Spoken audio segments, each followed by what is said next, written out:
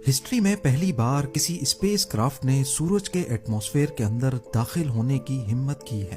Parker solar probe کا یہ کارنامہ ہسٹری میں ہمیشہ یاد رکھا جائے گا، کیونکہ اتنی زیادہ گرمائش نہ ہی کوئی میٹل برداشت کر سکتا ہے اور نہ ہی دنیا کا سخت ترین پتھر۔ تو پھر سوال اٹھتا ہے کہ آخر پارکر سولر پروب اتنی گرمائش میں میلٹ کیوں نہیں ہوتا؟ ہزاروں نہیں بلکہ لاکھوں ڈگری کے ٹیمپریچر میں بھی یہ بالکل پرفیکٹلی کیسے کام کر رہا ہے؟ ناظرین، 1900s کی شروعات میں سائنسدانوں نے سورج پر ریسرچ کے دوران ایک عجیب و غریب فینومنا نوٹس کیا۔ وہ سورج سے نکلنے والی لائٹ کی ویو لینتھ اور اس کے کلر سے سورج کی گرمائش کا اندازہ لگا رہے تھے۔ یہ کام زمین سے بیٹھ کر ہی اسپیکٹروگراف کی مدد سے کیا جا رہا تھا۔ آپ کو یہاں بتاتے چلیں کہ لائٹ کے کلر اور اس کی ویو لینتھ کا ڈائریکٹ کنیکشن اس کے ٹیمپریچر سے ہوتا ہے۔ جو نتیجہ سائنسدانوں کے سامنے آیا اس نے ایک ایسی مسٹری کھڑی کر دی جس کو آج تک سمجھا نہیں جا سکا۔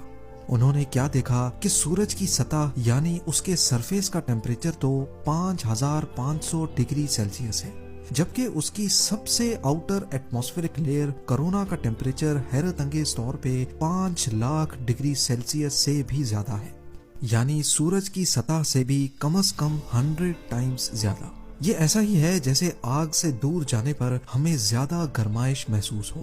یہ ایک بہت ہی انوکھا فینومنا ہے جس کو سمجھنے کے لیے سائنٹسٹ پچھلے 100 سالوں سے لگاتار کوششیں کر رہے ہیں۔ نارملی یہ لیئر سورج کی روشنی میں چھپی ہوتی ہے اور اس کو دیکھنا صرف سولر ایکلپس کے دوران پاسبل ہوتا ہے یا پھر کرونوگراف سن شیڈ کی مدد سے۔ 1958 میں ناسا کی اسٹیبلشمنٹ کے بعد کئی اسپیس مشنز کا آغاز ہوا۔ ایک کے بعد ایک سیٹلائٹس اور اسپیس کرافٹس نے پہلی بار اسپیس میں قدم رکھا، لیکن سورج کے اس انوکھے فینومنا کو سمجھنے کے لیے ضروری تھا کہ کوئی ایسا پروب بنایا جائے جو سورج کی کرونا لیئر میں جا کر جائزہ لے اور دیکھے کہ آخر وہاں ایسا کیا چل رہا ہے۔ وہ پروب 5 لاکھ ڈگری سیلسیس کی گرمائش میں بھی سورج سے نکلنے والی ریز پر اسٹڈی کر سکے، پر ظاہر ہے یہ کام اتنا آسان نہیں تھا، کیونکہ یہ اتنی گرمائش ہے جس کا اندازہ لگانا بھی کافی مشکل ہے۔